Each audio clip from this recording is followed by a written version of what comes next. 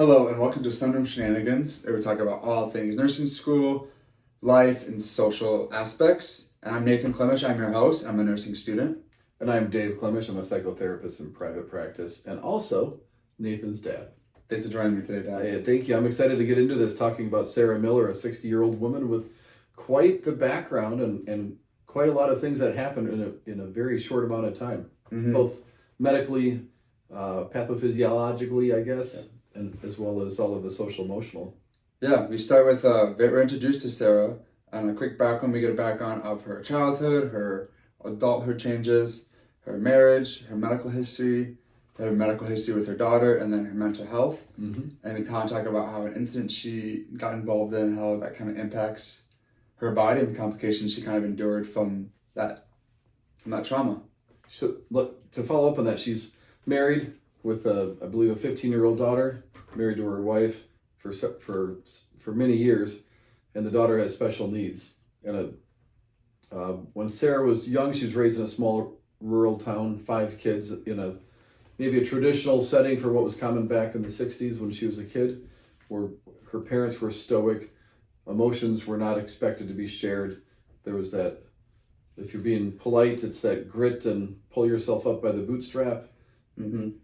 Maybe the other side of that is we don't do emotions and we don't talk about it. And that kind of led to, as you read in the case in the background, all the struggles of financial struggles, her medical history of diabetes and hypertension and managing that, as well as, like you mentioned, her family history of growing up not showing emotion and kind of suppressing those emotions and not having a steady support system kind of led to her bottling all her emotions, which led to her final outburst and final explosion of all these emotions that happened from all these struggles that she couldn't talk to anybody about. Quick, a little bit more on how she was raised. Her parents provided all of her biological needs. They provided shelter, food, I'm guessing a bed in which to sleep, got her to everything that she needed to go on. But without that emotional support, the article mentions emotional neglect, it is really hard to develop a relationship. In order to develop a relationship, you need to have a level of trust. In order to take trust, you have to take a risk and share something that might be a little bit awkward. And I can just imagine when Sarah was young, if she shared something, maybe it fell on deaf ears, or maybe she was berated for sharing the wrong thing. So she just learns, like her 4 siblings, she learns not to share, which is maybe how a lot of people did it in her community. But over time, it leads to not being able to lean on people for support. She has no real relationship with her 4 siblings. She eventually gets married, as we'll find out. It was hard for her to develop a trusting relationship with her wife as well. And it's kind of the opposite of how you and Mom raised you and your 3 kids, me and my 2 siblings. We were able to support each other, talk to each other, just have that open dialogue and a safe space to come to talk to you guys about anything, which we're kind of fortunate to have. And you being a therapist, we kind of get free therapy at home, which is kind of nice. You're welcome. I'll bill you later. But yeah, like you said, Sarah doesn't have that accountability or support that she has, or that she doesn't think she has. But in her wife, from the case in the background, we kind of see that Emily, her wife, kind of is there for her, but Sarah's kind of neglecting her because she was taught not to share, which with the case I mentioned, Sarah's mental health was a silent struggle that kind of ebbed and flowed beneath her, and it kind of was impacted by her lack, and that kind of showed in her lack of adherence to her medical complications. Like she was not taking insulin when she needed to. She was not taking her antihypertensive medication that she needed to kind of moderate her hypertension and type 2 diabetes. But that was all due to her fact of working multiple jobs to provide the bare minimum wage for her family, managing her daughter's syndrome of Kudashat, her having autism, and kind of managing all those stresses that autism brings to her family. So you're right. She has type 2 diabetes, type 2 diabetes mellitus.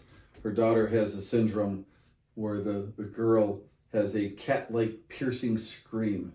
In order to manage anything like that, in order to do anything that's hard, and especially anything that's new, it is a lot simpler to do it when you can lean on somebody that you trust. Essentially, the only person in Sarah's world of support, her only community, is her wife. She works two jobs, one at the grocery store, another part-time job to make the money. She comes home, she provides care for her daughter. She's not able, at least not according to the article, she's not able to line up any kind of respite with family because there's no relationship with friends. There's no time for friends.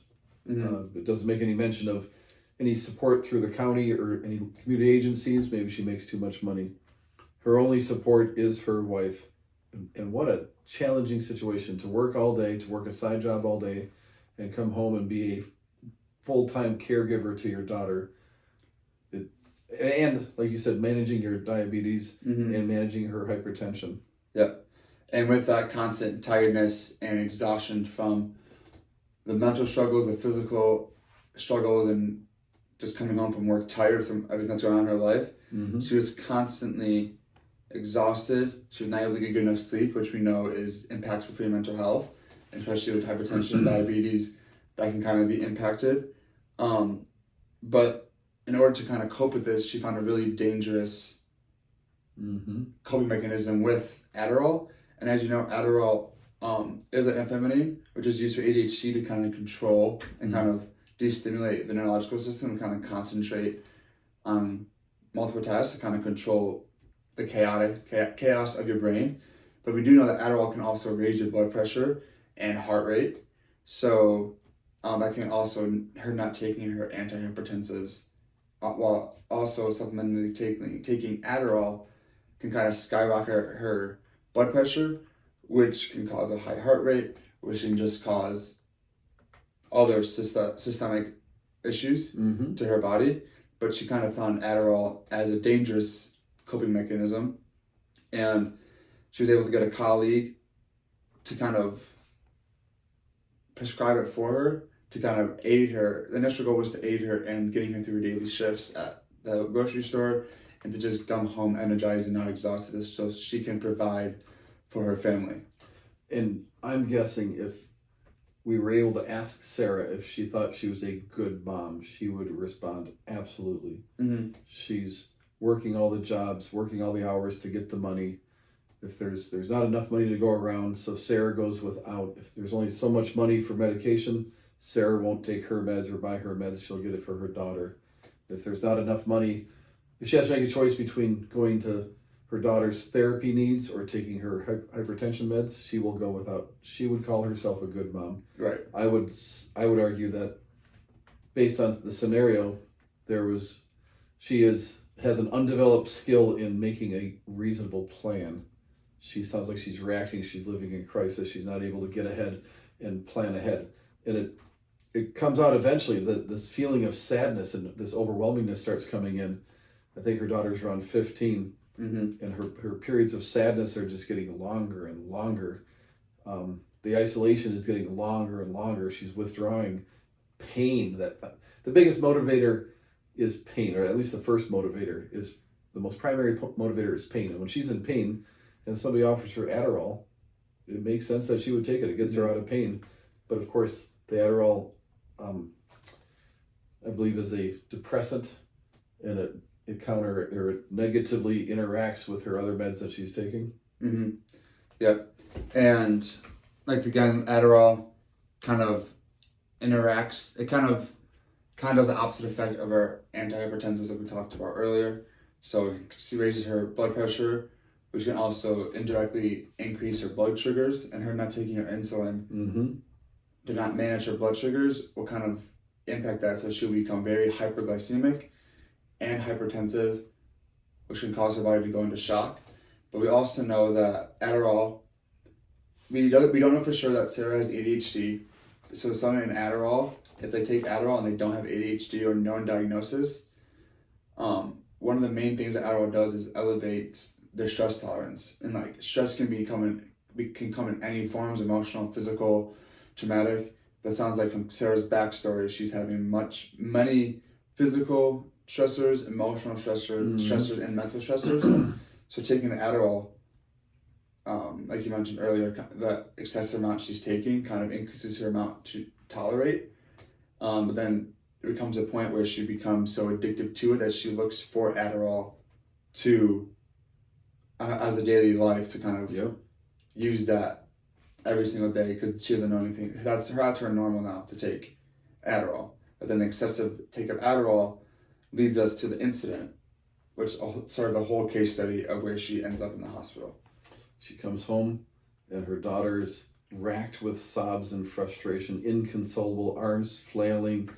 Her daughter's in a crisis. Maybe this is a crisis that's happened before with her daughter, but this particular night, Sarah feels that overwhelming surge of emotions, and instead of just trembling, she starts laughing.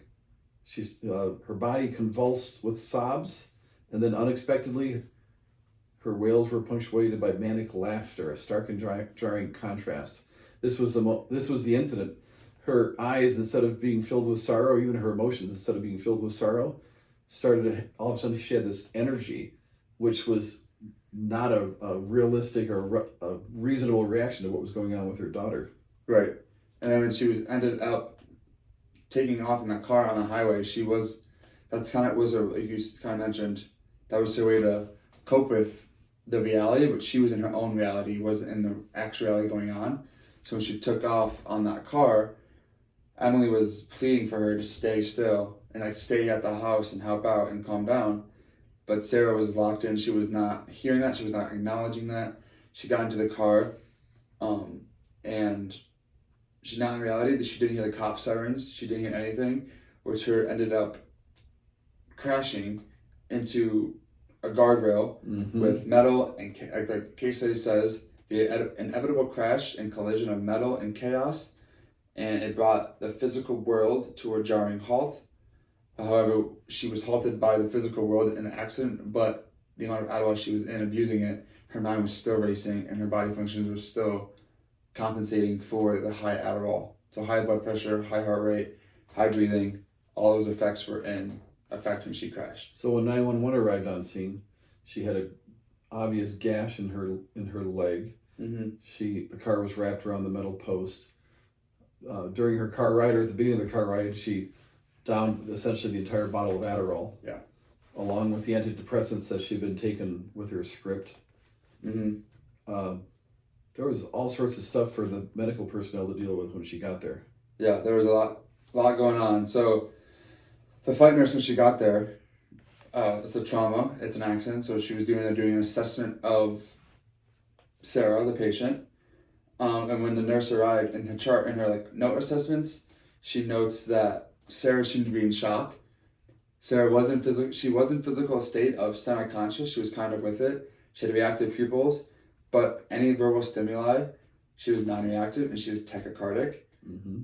And she was also like you said, had a gash or laceration on her left lower leg where the metal punctured Sarah. So she had excessive blood loss, and she had low respiration rates of 92%, and she was tachypnic with 92 breaths per minute, which showed that she was in shock because she's compensating for the low oxygen to her body. So she's breathing heavier and her heart's beating faster to kind of get more oxygen from the lungs to the body so that organ failure does not happen. But those are kind of the first indicative measures of shock. The nurse in her note mentioned that it's probably from shock to trauma, but could also be shock from all the blood loss that's happening, all the oxygen that's leaving her body through that blood. But the nurse did do the right thing and administered high flow oxygen to Sarah on their way from the scene to the ER, and they did insert IV access to administer fluid to kind of balance out the fluid loss that was occurring from the laceration.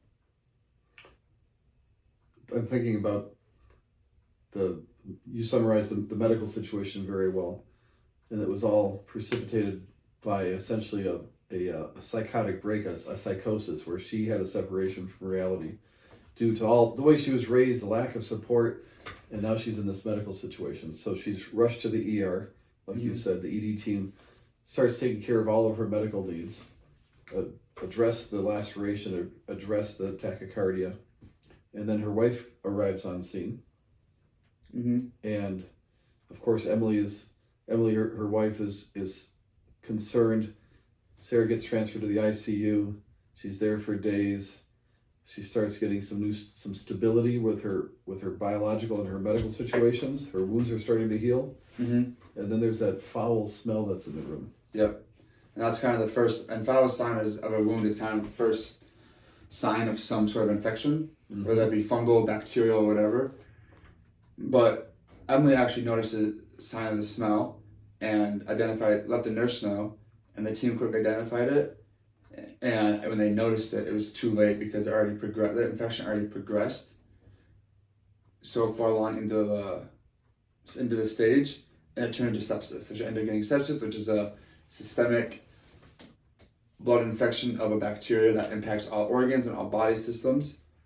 And if you look at the lab values from before in the ER, she already had a high white blood cell count of 14, which if you see a high blood count, that's always indicative of some sort of infection, viral, fungal, parasitic, bacterial, any sort of infection. But in order to determine the kind, you kind of have to do more tests. But in the case study, we're not aware of any other tests that were done from the ER to determine what kind of infection. So that, in my opinion, that was kind of an oversight, an overlook of the providers there. And we also know in the ER that she was anemic due to blood loss, but that's expected to be occurring. But we also see that she was in respiratory acidosis, which means her pH was low and her carbon dioxide was high, meaning it was acidic. So that means she is retaining a lot of CO2 in her lungs. So that means there's a respiratory issue going on. That could have been from the trauma. That could have been from all the blood loss because they're losing all the blood.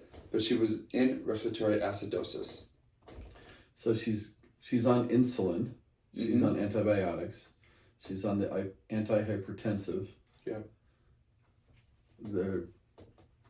There's a lot of meds interacting. Yep. And that's just what the medical staff know about.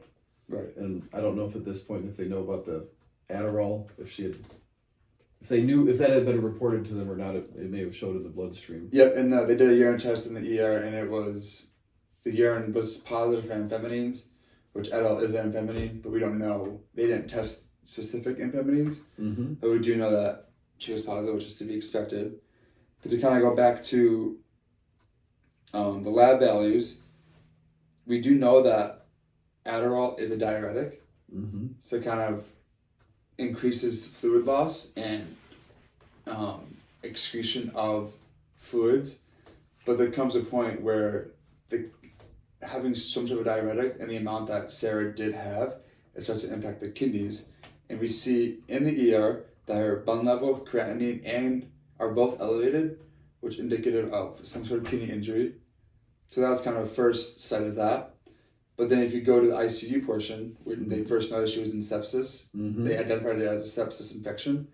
She had all the vital signs of sepsis, a fever, she's tachycardic, tachypneic, she was hypotensive, but at this point she was also unconscious and she had labored breathing, which kind of shows that 92% Romaine, which is kind of okay, it's above 90, but given her effect that she was in respiratory acidosis means that there's a breathing issue going on. But they ordered blood cultures, they ordered all these lab values, and they started antibiotics. But these lab values in the ICU kind of gave them more information. And the white blood cell count was still elevated, which we know is because of the infection. She was not as anemic, but she was still anemic. But her serum level was good, but she was hyperkalemic, so high potassium, and her bun level, creatinine level, and glucose level were all still high. But we know that she was hyperkalemic because she has kidney injury, so she's retaining a lot of potassium. But it's also, we know that because she's in acidosis, that the potassium, she is going to be hyperkalemic because in order to kind of balance out the hydrogen ions in the system, the kind of potassium just have to move out to kind of balance that out. But that's not really an issue because it's not a metabolic acidosis, rather respiratory. But these lab values in the ICU kind of more indicative and helpful and their diagnosis of what was happening with Sarah. So she has a renal impairment, an active renal impairment in the hospital. She has chronic diabetes. She had done a diuretic, I believe, with the Adderall. Mm-hmm. So those seem pretty important if you're a medical staff, that you want to pay close attention to the kidneys and the urine output. This could lead to other complications, especially if her renal functions stay impaired. Over the coming days and weeks, that could lead to all sorts of complications. Mm-hmm. And like we talked about in the ICU, they gave all these abnormal findings were the white blood cell count, the foul smelling wound, and kind of goes back from when I see all these, at least in the ICU, and not to like not getting to the end stage yet, but she having the kidney failure kind of stems back from the abuse of the Adderall, because the kidneys filter excess products in our bloodstream, but taking all that abusive Adderall is not good. Taking excessive of anything, any medication, is not good for the bloodstream, but taking the excessive Adderall kind of exacerbates a lot of things going on with Sarah. Mm-hmm. Her hypertension, her diabetes, it exacerbated her renal injury, which kind of can also be her not making enough red blood cells, and she's already losing enough blood from the laceration, so she's already anemic. So her body's starting to fail. But I believe, I don't know what you believe, but it kind of stemmed from her mental health and her not being able to cope and not having that strong social group to kind of manage her stress from. So that was the incident where she got in the car, took the bottle of Adderall, wrapped it around the metal pole, and now she's starting to get stabilized, but now we come to the unraveling scene. So her stabilization, at least medical stabilization, was happening. It's under control. The physical wounds are healing. Her wife, Emily, is starting to feel some cautious optimism, as it says in the article. Mm-hmm. And then Sarah regains consciousness. For all this time, she's basically been unconscious. And while Emily, her wife, is looking forward to seeing the old personality, what comes out instead was eyes darting around the room with this intensity. Instead of a nice, calm, reassuring voice that Sarah used to have, it's now a cascade of erratic, grandiose proclamations. And that word grandiose, that's our first time hearing the word grandiose, which has some therapeutic undertones possibly, but it's just the first time. Yep. But Sarah gets out of her bed. What happens when she's trying to get out of her bed? When she gets out of bed, she becomes very, very aggressive. Like you mentioned, she kind of starts to have this manic episode. Mm-hmm. And we've had hints of manic episodes in the beginning of the case study in her history that we were given. But this was kind of the first whole event, a manic event that Sarah did have. And Emily, like kind of mentioned, was very scared for her. She thought that Sarah was going to hurt herself. She was tingling herself in IV lines. She had a chair trying to bang against the window. She had to get help, and she was very agitated, very anxious. And Sarah was yelling, "I need to get out. Like, they can't keep me here." She pulled out all the IVs. There was blood. She wasn't actively bleeding, Mm-hmm. but there was blood at the insertion site.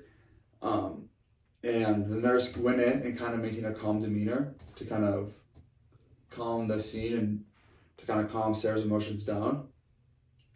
But despite these efforts, Sarah did throw the chair at the nurse in agitation. Mm-hmm. And that's kind of like the whole summary of the event. They applied soft-wind restraints to Sarah because of this episode. They don't know what's going on. They notified the physician, but the important thing is that they arranged for a psychiatric visit. And it's just kind of where you learn a lot more about Sarah. And I don't know if we want to go into it as like a mental health background, but this is kind of when they have a new diagnosis for Sarah and kind of answers a lot of questions. So Sarah gets a psychiatric evaluation, and the psychiatrists pull out the DSM-5, and what's noted: an elevated expansive mood, recent onset, grandiose speech, personal invincibility, that was there in the car, especially trying to get out the window, aggressive attempts to escape, decreased need for sleep, uh, an increased involvement in high potential, high painful, high consequence behavior, rapid speech, all of that goes down and gives a diagnosis of bipolar disorder. number one. And to kind of cope with bipolar disorder, they talk about in the case like we talked about, and doing some research. These manic episodes can kind of stem from antidepressants and like the wrong diagnosis and wrong prescription of antidepressants, because it kind of messes with their neurological system and their neurons and the receptors. But since she was diagnosed with bipolar disorder, they had to end the antidepressant and start on a mood stabilizer of lithium, which lithium is a salt. Mm-hmm. So I already know she's already in kidney failure, or kidney injury, or not yet kidney failure, but some sort of chronic or acute kidney injury. Sorry, but that means she can't absorb and excrete stuff. So giving lithium, they could have given another atypical antipsychotic like clozapine, but they gave lithium, which is a type of salt. But knowing this, they ensured that they were going to get regular checks on Sarah's lithium levels, to kind of ensure she didn't go into lithium shock. But however, as we know, it kind of didn't work out because she began to show signs of lithium toxicity, which kind of just means there's an abnormal amount of blood in the bloodstream. An abnormal amount of lithium in the bloodstream. And as you know, lithium, the research we did, it's not really fully understood, but it can inhibit it can affect neuron systems. It can reduce the stress of oxidative stress. It can kind of regulate the neurotransmission. And it kind of allows sodium transport in muscle and kind of nerve cells. But the most important thing is that lithium reduces chemicals like dopamine and glutamate, but inhibits the GABA neuroreceptors. So kind of, in layman's terms, it stabilizes mood. So like your mood doesn't get hyper fixated on like hyper depressive or hyper exaggerative. But the signs of lithium toxicity, she was altered mental status, distant gaze, delayed response to verbal cues, which isn't that much different than what she was experiencing with Adderall, her abuse of Adderall. But she also got tremors in her hand, and she began to show nausea, which is alarming for the nurse. It makes sense that somebody with a depressive disorder would be prescribed an antidepressant. And if somebody has a undiagnosed bipolar, that antidepressant can often trigger a manic episode, which leads to the diagnosis of bipolar.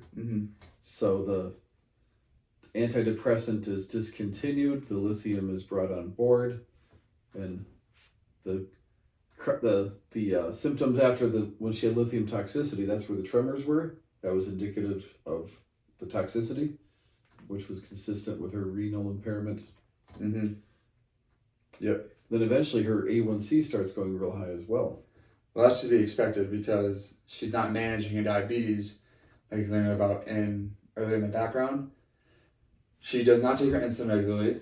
She kind of decides that she's going to take her insulin and or antihypertensive medication. And that's also another stressor that kind of could have been influencing this because she didn't know how to manage two chronic illnesses at once. She thought it was kind of like you pick one and go with it.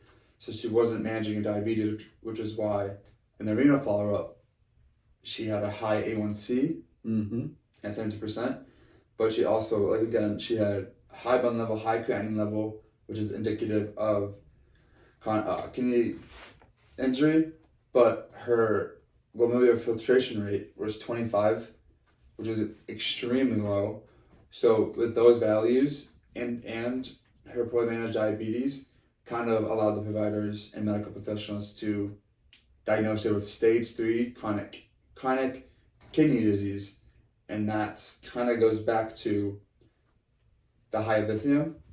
She had 2.5 millimoles per liter in her blood, which is very high. Let me double check what the normal ranges are, but lithium level, it's between 0.6 and 1.2, so she had very high lithium, which is also kind of indicative of lithium toxicity plus the symptoms she was having. She was hyponatremic, hyperkalemic, which is kind of indicative of acute kidney injury because she was on the diuretic, so she was filtering so much that not a lot of salt was being retained because her water goes, salt goes, water goes. But her potassium was so high because she was retaining it in the blood, so she couldn't take it. Her kidneys could not take it in, which is why it was high. But I don't know if you want to talk about this more, but Well, it leads to the family meeting. yeah. Eventually, when I believe Emily was discharged and came back home later with the CKD stage 3 because of the poorly managed diabetes. Family meeting is called, and her wife Emily is rightfully concerned about her rapid decline. I mean, things were seemingly good just a short time ago, at least medically, until the incident with a car, which led to the ER, which led to the sepsis, which led to the manic episode, which led to the bipolar, which led to the mood stabilizer, which led to the toxicity.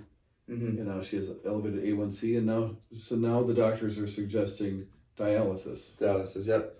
That's kind of where they go in. Dialysis with strict food restriction, which dialysis is kind of where they go in and kind of filtrate the kidney, kind of monitor that.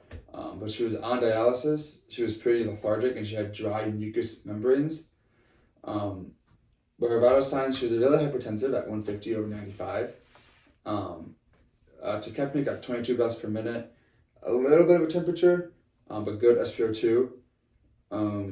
But her renal output was 80 milliliters in the last 24 hours, which was really low.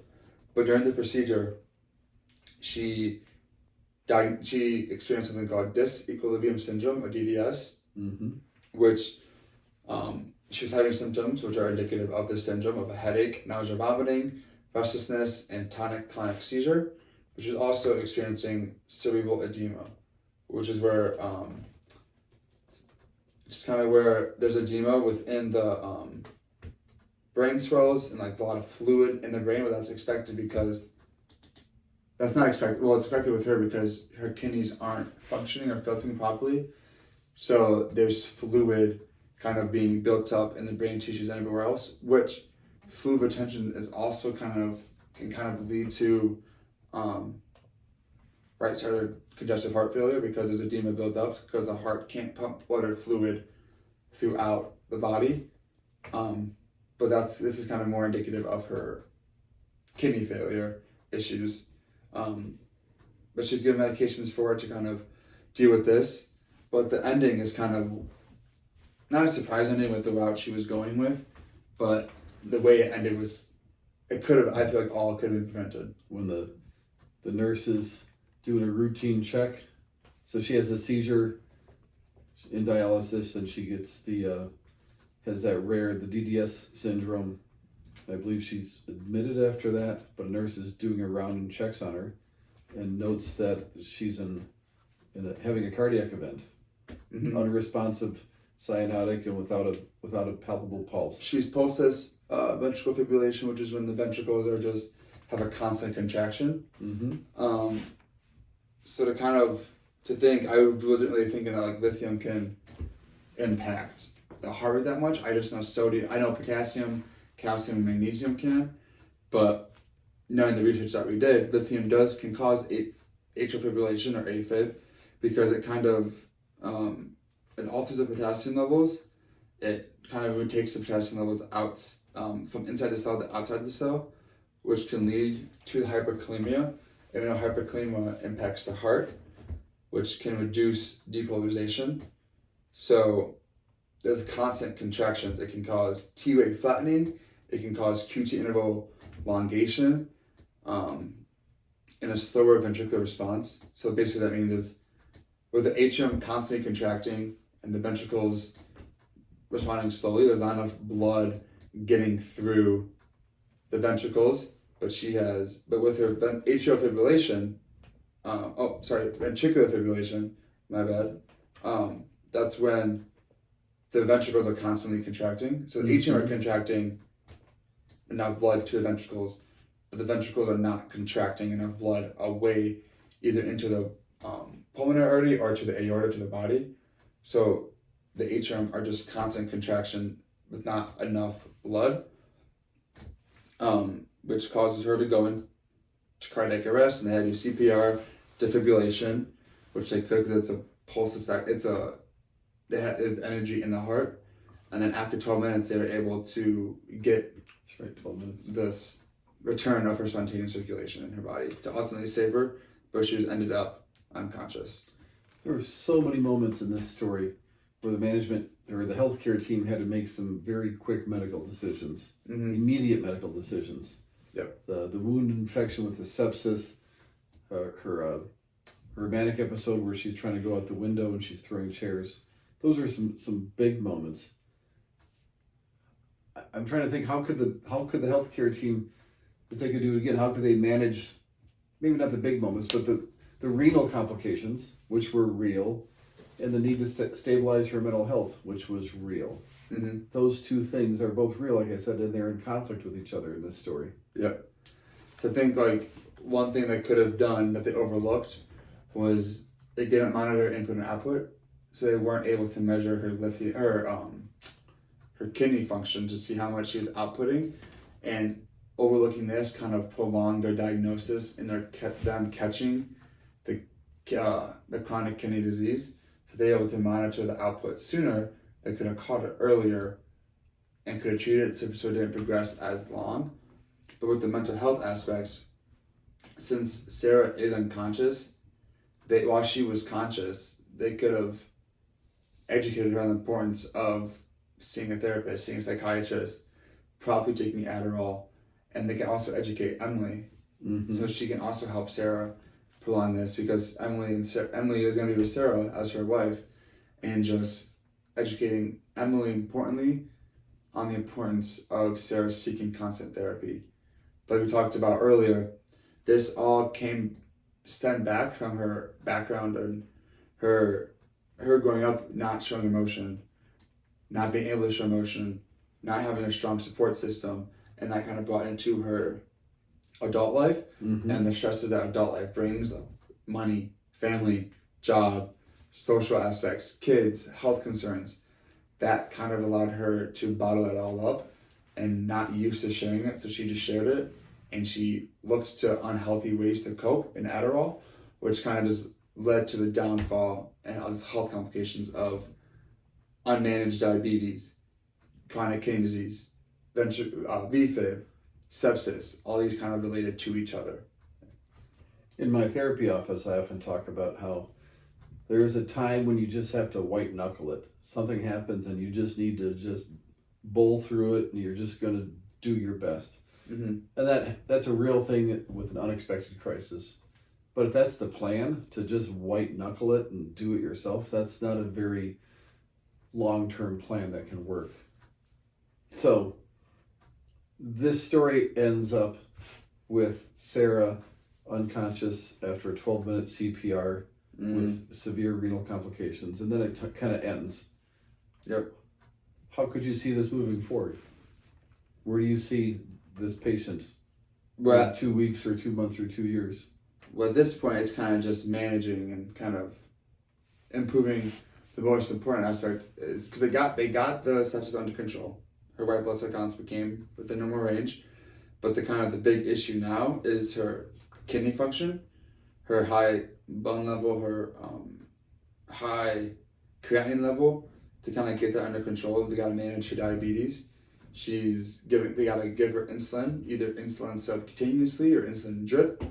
But if they have insulin drip, they got to be careful. She's already hypokalemic. Now she's hypokalemic. That's to be expected after a AFib, so they can give her potassium through an IV. They could just kind of monitor her, get her potassium levels up, get her neurological system up to speed, kind of continue dialysis to kind of get her kidney function back up and running. And then once she wakes up and is conscious and can hold conversation, educate her on the importance of managing her diabetes with her constant insulin, with her taking hypertensive medications, and then continuing going to dialysis if needed. The importance of those steps to kind of prevent further complications, while also the most important one I think is attending therapy, either with a psychiatrist or a therapist, and kind of not being afraid to talk to Emily, talk to friends, talk to family about these issues. So an incident like this doesn't have to occur, so she doesn't have to cope with in an unhealthy way. Because the psychiatric medicine can help create a situation where there's a calmness, but at some point you also need to talk and create support systems. Exactly. Yes. Well, this has been a very nice honor for me coming on your podcast, The Sunroom Shenanigans. I appreciate being your next guest. It was nice. Thank you for joining me. Until Very next good. time.